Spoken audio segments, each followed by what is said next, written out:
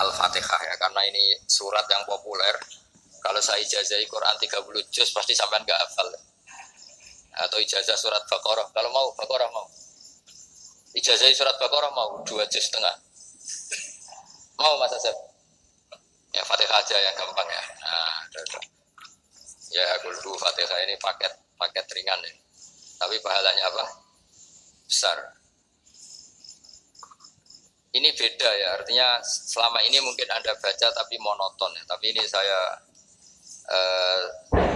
bacakan teks aslinya tentang istilahnya itu mazaya itu kelebihannya Fatihah. Saya baca Arabnya dulu, nanti ini terakhir ini ijazah tadi kan saran-saran umum tentang sosial. Ya, pokoknya jadikan kebaikan itu punya nilai sosial yang baik lah. Jadi nanti orang yang nggak amanah nggak laku. Ya, calon bupati, gubernur, presiden yang nggak amanah juga nggak laku. Begitu juga kiai yang tidak amanah juga nggak laku. Suami yang nggak amanah juga nggak laku. Istri yang nggak amanah juga. Sehingga kebaikan ini jadi nilai sosial yang dalam tanda kutip sudah keniscayaan. Yang diinginkan Allah itu seperti itu. Bukan kebaikan yang dipaksakan karena kekuatan negara. Maksudnya kalau bisa kebaikan itu tidak usah dipaksakan. Memang sudah satu kebutuhan. Nah, cerita-cerita di negara maju itu, bahkan apapun jatuh itu nggak ada yang ngambil apa. Makanya gambarannya Mekah Medina kan gitu kan. Barang jatuh nggak ada yang berani apa ngambil. Itu saking sudah jadi sistem. Sehingga banyak negara di Eropa itu yang sampai nggak punya tentara, nggak punya polisi karena kebaikan sudah. Nah, kita kan masih capek, polisinya aja capek, apalagi masyarakatnya karena kebaikan itu belum jadi nilai bersama. Nah, kita selain ditopang negara, ada polisi, ada tentara, itu kita usahakan kebaikan itu jadi nilai bersama. Tadi wa tamiru bainakum bima'ruf. Dan kita punya reputasi yang bagus dalam bab ini. Saya masih ingat kecil saya itu yang jilbaban hanya keluarga kiai. Sekarang rata-rata masyarakat itu jilbaban. Dulu yang sekolah SMP, SMA itu jilbaban kadang dulu malah dilarang ya, harus sama seperti itu seragamnya. Sekarang sudah boleh dan nyaman. Lama-lama yang dapat simpatik ya yang pakai pakaian model tertutup seperti itu. Lama-lama gamane cara wong golek mantu ya golek yang seperti itu daripada yang blodor. Lama-lama jadi nilai bersama. Ya ingin saya seperti itulah. Di terminal juga sama. Orang mau makan cari warung yang kelihatan ada ayat kursinya, pakai jilbab atau paling enggak dia nggak mungkin lah nyuguhkan yang tiren atau yang haram. Akan ada garansi sosial. Ada apa? Ada garansi apa? Sosial dengan penampilan yang soleh itu kan. Masa iya nyuguhkan oplosan babi gitu misalnya itu. Jadi nilai sosial itu harus benar-benar jadi nilai. Sehingga negara biar gak capek-capek. Polisi juga gak capek kan karena tugasnya corong Jawa mau ngawat-ngawati tok, tapi tidak perlu tegang karena kebaikan sudah jadi nilai bersama. Ingat-ingat ya ayatnya tadi wa tamiru bainakum bima'ruf. Jadi kebaikan itu harus jadi nilai bersama. Iktimar itu menjadi urusan bersama. Makanya kalau kita rapat besar disebut apa? Muktamar. Muktamar itu urusan bersama. Tadi imamnya sholat juga menopang Gojek karena nggak lama-lama nopang Grab, nopang Kernet, nopang penjaga Indomaret, penjaga bensin, pom bensin. Nah dia hanya punya waktu 5 menit terus imamnya baca Baqarah. Iya imamnya mursyid, mungkin dia tambah lama tambah dapat aplaus dari muhibbinnya, tapi makmumnya dia tambah lama tambah dapat penghormatan dari pencintanya, tapi kitanya wah khusyuk wali kan dia dapat status naik lah, kita yang sudah tidak ikut jadi wali diganggu apa pekerjaan. Kalau ada imam seperti itu sampai mufaroqah saja. Niat ya Allah sampai sini saja saya makmum orang itu. Silakan orang itu punya urusan sendiri dengan jenengan ya sudah terus salib saja Pak. Itu boleh kalau dalam fikih namanya apa? Mufaroqah. Mufaroqah itu niat. Tapi kamu jangan langsung selonong mufaroqah, niat dulu. Pamit sama Allah bahwa sekarang mau mufaroqah. Tapi ya jadi sholat yang aneh kan, imamnya masih rukuk, kamu terus sujud, terus apa-apa selesai ya. Mungkin dalam pandangan itu orang lain ini maksudnya makmum gimana ini kok. Tapi sudahlah Allah Maha tahu. Insya Allah dimaklumi. Ya saya baca tentang Fatihah karena sampean pasti sering baca Fatihah. Supaya sekaligus jadi jimat lah gitu. Jadi kalau kamu sering di jalan-jalan yang mungkin sepi atau mungkin kan tidak semua teman Grab itu nasibnya bagus yang di Semarang Jogja. Mungkin yang di Kalimantan di Papua kan ada yang 10 kilo gak ketemu rumah, ya kan? Ya lihat di TV-TV itu kan kasihan kan. Sudah 10 kilo gak ketemu rumah, penumpangnya kuwekar preman tuh kan. Ini makan orang gak kan gitu. Kan ujiannya dua. Kalau penumpangnya cantik itu ya kecoba syahwat, kalau preman takut. Jadi orang itu selalu ujian ya. Sing sedengan itu kan jarang orang. Jadi kalau penumpangnya perempuan cantik ujiannya itu syahwat, kalau preman ujiannya ketakutan. Kalau orang yang lemah bawa uang ujiannya kamu ingin garong. Jadi hidup itu memang semuanya ujian. Dia buakum ayukum pasanu amala.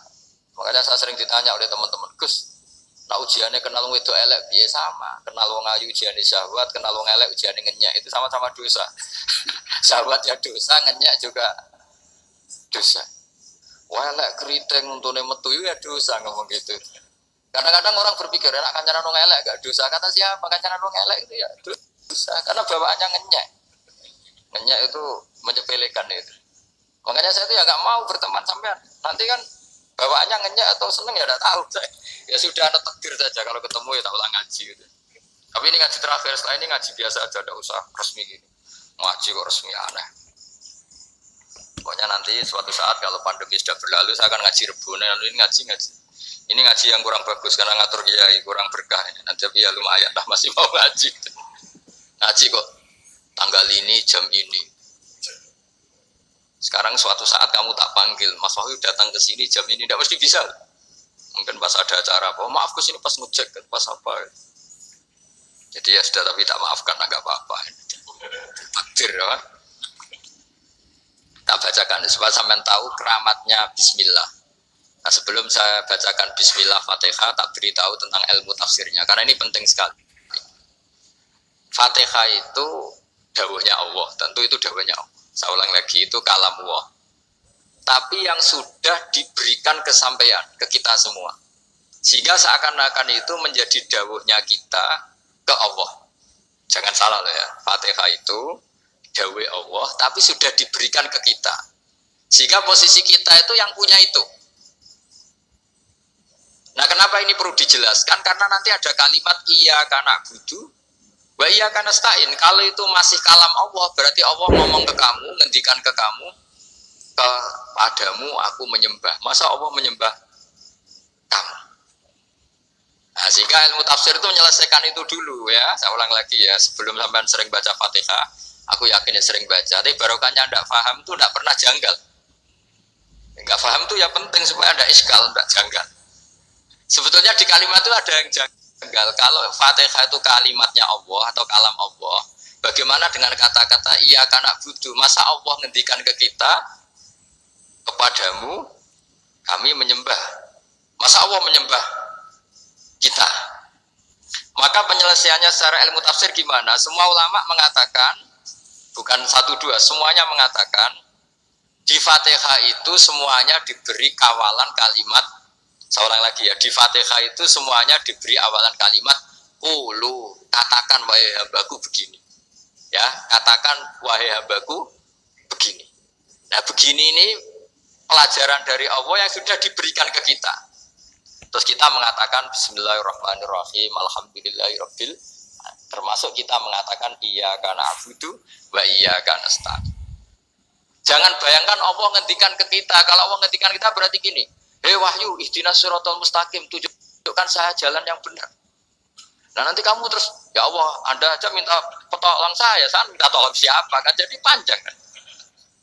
Ya saya ulang lagi ya, jadi itu di ulumul Quran diterangkan gimana sebelum baca Fatihah ya.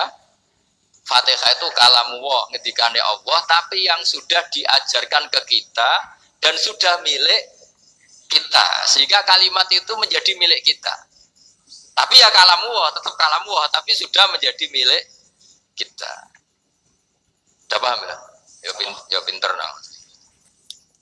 Ya, karena kalau tanpa penjelasan seperti ini, Anda akan iskal. Bagaimana Allah iskal itu janggal? Bagaimana Allah mengatakan iya anak butuh? Kan jadi aneh ya. Ya, jadi tak jelaskan secara ilmiah ya. Jadi kata ulama-ulama tafsir, ayat-ayat Quran seperti ini sebetulnya dimulai dari kulu apa? Meskipun nggak dilafatkan. Itu kan sama dengan kul huwallahu ahad Muhammad. Katakan kalau Tuhan itu satu. Ya namanya Quran itu kan kalam Allah membina nabinya, membina umatnya. Makanya dikatakan atau enggak, di sini tersembunyi kata kulu, katakan. Ya. Jadi ya ibarat apa itu? Kamu ngajari anak kamu lah. Le, panggil jenengan bapak kula. Itu maksudnya anak itu kalimat kamu, tapi kamu ajarkan ke anak kamu. Terus anak kamu bilang, Pak jenengan bapak kula. Nah, ketika kamu mengatakan jenengan, bukan kamu mengatakan jenengan anakku, berarti anakmu itu bapakmu kan lucu kan? Anak kamu ajari jenengan bapak kula. Kamu, engkau, bapak saya. Terus anak kamu mengulang jenengan atau kamu bapak saya.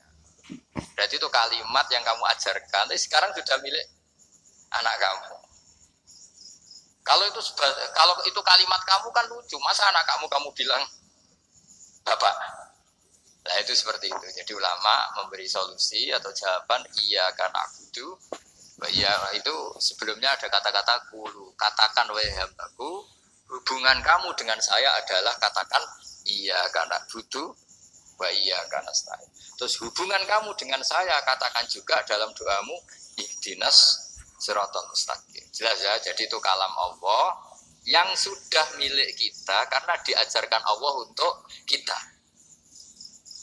Dong ya. Ya, dong, gak jelas kan. Tapi bagus gak jelas tuh bagus. Kalau kamu jelas gak jadi digrab, jadi gubernur. Min mi fadliha kasratu aswa'iha fadlil ukhra. Ini cerita dramatisnya surat Al-Fatihah. Qala Abu Hurairah radhiyallahu anhu inna iblisa ranna khina unsitat Al-Fatihah. Jadi iblis itu begitu kesakitan. Ini kitab Abwaabul Farad karangannya Syekh Muhammad Alawi, juga kutipan dari beberapa kitab. Yang jelas beliau sendiri juga ngutip dari beberapa riwayat di beberapa hadis. Halaman 123. Ketika Fatihah turun itu iblis kesakitan. Kayak orang sakit gigi lah, tersiksa sisanya karena turunnya surat apa? Al-Fatihah. Artinya kalau Anda baca Fatihah dijiwai, maka Anda melemahkan setan, melemahkan iblis. Wa qala Mujahid, qina unzilat Fatihatul kitab ronna. Fastama indahu asyayatin. Jadi ketika Fatihah itu turun, iblis itu terkapar lah kira-kira. Sampai dijenguk banyak setan. Jadi kemana di ICU lah kira-kira gitu kalau sekarang itu. Entah COVID tangga nggak tahu, pokoknya di ICU sampai dijenguk banyak setan. Nggak tahu bahwa apa enggak, atau pokoknya dijenguk banyak setan. Nah, nyangoni karena ini apa? Ketuanya apa? Pingsan sakit. Jadi iblis itu sakit sampai dijenguk anak buahnya setan-setan. Ya semoga kalian semua tidak kenal setan. Kalau kenal berarti teman, apa? Wa qalu misla dzalik. Wa qala lahum laisa mimma taquluna syai'un walakin unzilat suratun laisa ajruqa ilya illa an harramahu alaihi nar jahannam. Saya ini bukan sakit fisik kata iblis. Kamu tidak usah jenguk saya, datangkan dokter terbaik, tidak usah. Saya ini tidak sakit fisik. Saya ini sakit karena ada surat yang diturunkan, yang pahala yang melafadzkan surat itu pasti selamat dari neraka. Padahal misi terbesar saya ini supaya manusia masuk neraka. Sekarang punya tamengnya. Wah pusing kan? Ya seperti orang lah goda sampean ternyata sampean setia itu kan pusing. Ya ternyata tidak setia itu yang akhirnya ribet kan itu. Jadi iblis itu cita-cita terbesarnya kan semua orang itu masuk neraka. Nah sekarang turun satu surat yang gara-gara surat itu siapapun yang baca dijamin selamat dari neraka. Jadi walakin unzilat suratun laisa ajru qailiha illa an harramahu alaihi nar jahannam. Karena jadi dia shock lah itu kalau orang di Jawa itu bilang shock. Aduh sial nasib saya ini umat gak bisa saya goda lagi karena punya tamengnya tadi. Khotbah tolakai dukum makrukum. Mereka rasa kalian sekarang itu tidak ada gunanya semua. Nah, ini alhamdulillah di Indonesia kelihatan kan banyak yang miskin, banyak yang susah. Tapi selagi mereka masih sholat, keinginan mencari halal itu masih tinggi.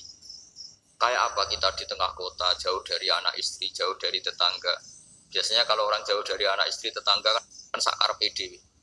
Tapi yang soleh masih banyak, sudah jauh dari keluarga tetap lurus. Loh, kalau yang dekat lurus kan wajar, konangan wong akeh kan. Ini sudah jauh masih lurus. Nah ini nggak lepas dari barokahnya surat apa? Surat Fatihah. Jadi karena ada surat yang menjamin pelafalnya atau qailiha terbebas dari api neraka. Wa qalat as-sayatinu lahu is ayyusa'in ta'muruna ya maulana. Faqala lahum idhabu wajtahidu hatta tuhfilu qulubahum hatta la yaqulu hadhihi surah. Lalu kita gimana? Dari para setan gitu. Lalu kita gimana? Terus kata iblis, sudah bikin mereka lupa sehingga tidak baca lagi. Selagi masih baca kita pasti keok. Jadi kalau zaman sudah jarang baca Fatihah itu berarti sudah bagian dari kemenangan apa? Iblis. Jadi kalau zaman sudah jarang baca Fatihah itu berarti bagian dari kekalahan Anda, kemenangan iblis. Masih sering baca? Berapa kali? Terus apa lagi?